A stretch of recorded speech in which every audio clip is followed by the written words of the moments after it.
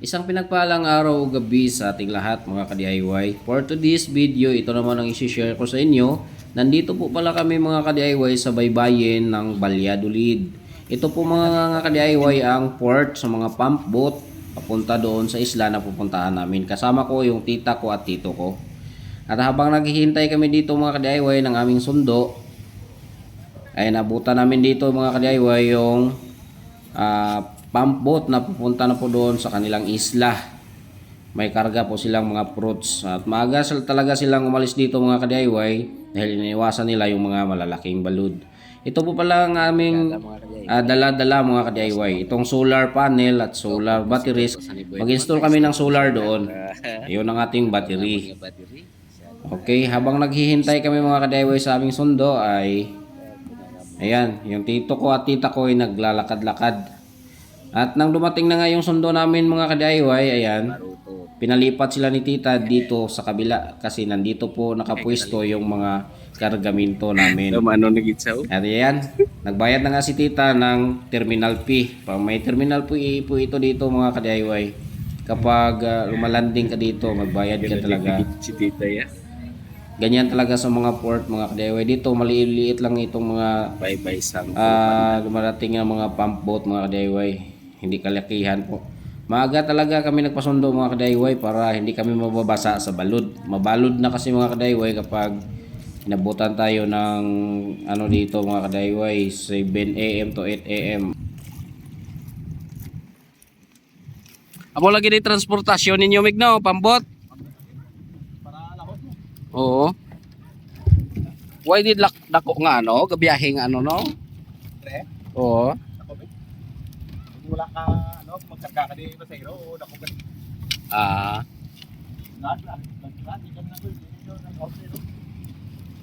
ba, ala dagali yung motor.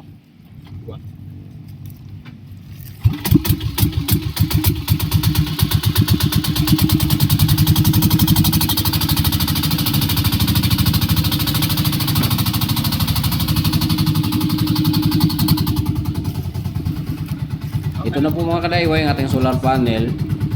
Nakatali na po. Sinigurado po namin hindi malaglag yan. Dagat pa naman. Baka malaglag yan. Nako, patay tayo dyan. Paano natin yan kukunin? Kaya sinigurado na talaga mga ka-DIY. Ang daming tali. At itong solar batteries natin mga ka-DIY, sinigurado namin na hindi mababasa. Kaya tinatakpan namin ng trapal. Yung makapal na trapal mga ka-DIY. At syempre, para dokumento, video talaga tayo dito mga ka-DIY. Ito na po yung araw mga ka-DIY. Nagsimula ng magpakita. Kaya nagmamadali na po kami umalis mga ka-DIY. Baka abutan tayo ng mga lalaking balon. Mababasa yung battery natin.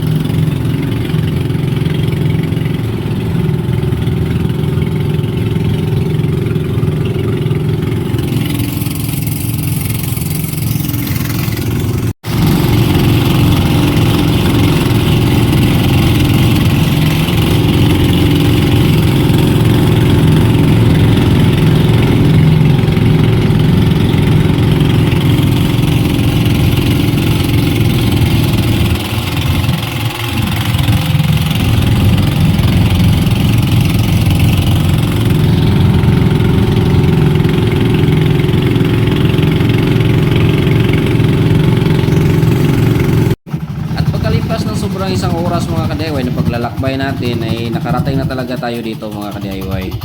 Ito po ang tinatawag nilang isla na Y. Okay? At masaya po yung mga bata mga ka-DIY na sumusunod sa atin. Ayan.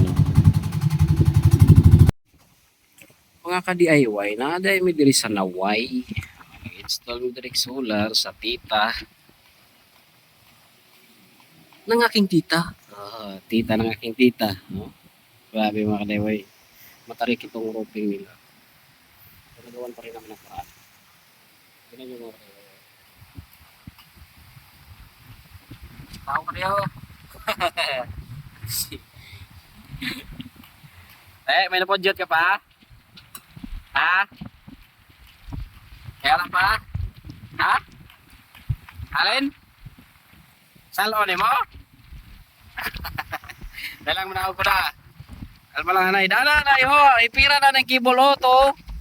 Wala ka nagdala kibol tay? Kato sa dato. Manawag naman ko diya.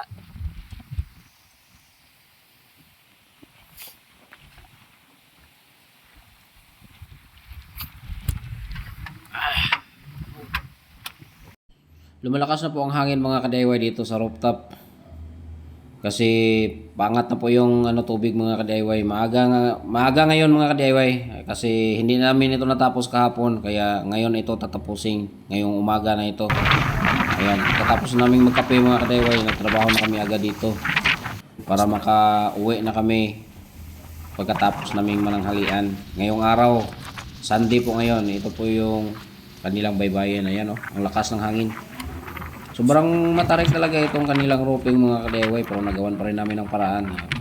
Gumagamit talaga tayo dito ng lubid para meron tayong paghahawakan habang nag-i-install tayo kasi delikado po. Ang kanilang pin po dito sa kanilang roofing mga ka-DIY ay madulas. Madulas po mga ka-DIY. Iba po sa mga roofing na naakyat ko kaya hindi nga ako gamit ng slipper dito mga ka-DIY. Nagpaa po ako dito mga ka-DIY. Kasi madulas talaga mga ka-DIY. At ito na po yung setup natin mga ka-DIY. Ayan, ito po ang kanilang battery. Ayan. At ito ang ating controller at inverter. Ganito ang ating setup mga ka-DIY. Kung makikita nyo, yung mga joint natin ay naka-miter cut talaga yan. Iba talaga mga tirada natin mga ka-DIY. Diba? Nagamit talaga natin yung combination skills natin mga ka-DIY. Yung pagiging carpentry, masonry, lahat ng mayri, ayan. Na-apply natin dito mga ka-DIY, pero ito talaga ang aming profession mga ka-DIY as professional electrician. Kasi yung mga ibang skills ko ay libangan ko lang po yan. Ilang ulit ko na sinabi yan. Ito po ang weather ngayon mga ka-DIY. Masakit na po ang init ng araw. Timing talaga mga ka-DIY, natapos na namin. Kaya sinubukan na po ito namin mga ka-DIY na meron na po itong load na refrigerator. Ayan, may mga electric fan, mga ilaw. Kasi tinitest po namin ang generation ngayon mga ka-DIY. Walang lakas na. Ayan ipakita ko sa inyo mga ka-DIY ito. Ito yung kabuuan mga ka-DIY na pag set up ng solar panel. Ayan ayan. Ayan, naka group by group yan mga ka-DIY kasi hindi po pwedeng isang lang yung paglagyan natin, isang side lang kasi marami po ito mga ka-DIY. Ayan, okay. At pagkatapos namin mag-install mga ka-DIY, nag-enjoy muna kami dito sa kanilang baybayin. Ayan, nagpunta kami dito sa kabilang isla dito mga ka-DIY. White sand po dito, parang Boracay. Ayan dito kami nag picture. Ayan, para ma-enjoy talaga natin.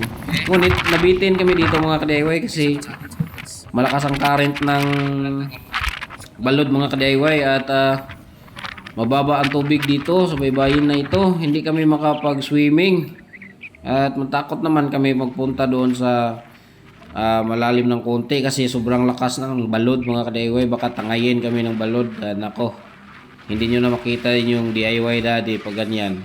Kaya failure kami dito mga ka-DIY, hindi kami nakapag-swimming dito. Sabi ng tita ko, babalik lang kami sa summer kasi kapag summer talaga dito ay maganda. Maganda talaga pag summer kasi malalim na po yung tubig at puro na po, buhangin. Kasi mag-iba na po yung ihip ng hangin sa summer eh. Mag-iba na po yun mga ka-DIY. Kaya dito, yung nagawa natin, ito lang, video-video, picture-picture, yun lang nagawa namin dito mga ka-DIY. Abangan nyo kapag makabalik kami dito, mag-video din tayo mga ka-DIY. Marami daw turista dito mga ka-DIY kapag summer. Maraming tao dito mga ka-DIY. Dinadayo talaga ito mga ka-DIY. Ito po kasi ay tourist spot mga ka-DIY. So, abang-abangan nyo lang yan mga ka-DIY at magbalik tayo dito.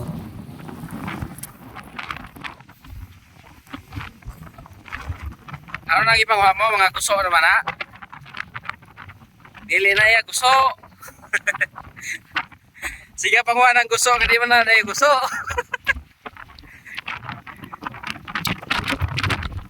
Wa ko sa gusto mga kadaywa kay daghan naging gusto. Ano na yung mga ano yung mga kadaywa? Mo daw gusto.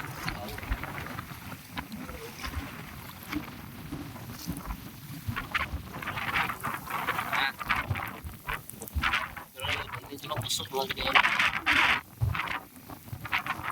Gusto ko ulit.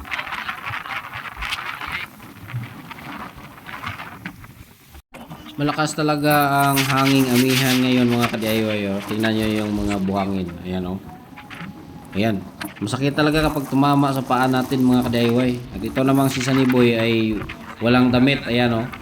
Tumakbo na siya kasi sobrang sakit na daw yung balat niya sa likod kapag hinahampas siya ng buhangin dala ng malakas ng hangin. Di ka makato ha, di ka makato.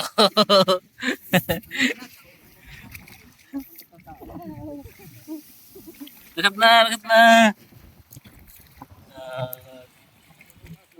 Nago sa nago. Oh, ba, nago sa dali.